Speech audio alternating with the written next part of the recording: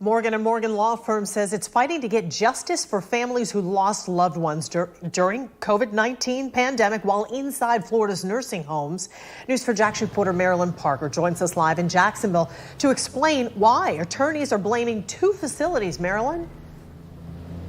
Well, the firm plans to file a lawsuit against Suwanne Healthcare Center and Opis Coquina Center. That one's in Ormond Beach, Florida. And though these two facilities aren't in our area, the attorneys say they foresee this being a nationwide endeavor for their firm. Morgan & Morgan attorneys say they've received several allegations of neglect and improper handling during coronavirus outbreaks. And that's according to former employees with families with loved ones inside the facilities. The firm says these facilities formed a cluster of cases and are largely responsible for the spread of the virus in communities across the country. Some of the allegations include employees being told, quote, not to worry about contracting COVID-19, and they were told their employees weren't getting tested because facilities feared the lack of staffing and having to report cases.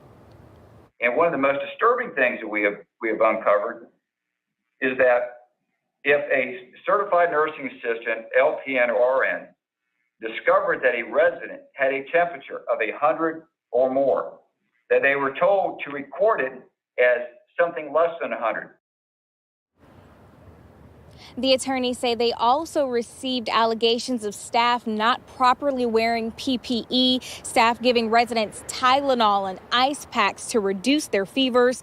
While they say this is not the case in every facility across the state, this is not something they say they can just disregard. On the other side, I spoke with a group that advocates for these long-term care facilities, and they say this is just not the right time for this lawsuit. The executive director of Families for Better Care, Brian Lee, says this is more of a post-pandemic problem. It should be all hands on deck to protect and preserve the lives of our loved ones who are living in these homes. And, the merits, the judicial merits on one hand or the other, whichever side you're on, could happen after we get past this pandemic. There are just too many lives being lost at this moment. And there are real needs that have to be met. Now, Lee says he does support the prosecution of any crimes that related to these allegations, but says he would like to see Florida's Attorney General step in and take over the matter.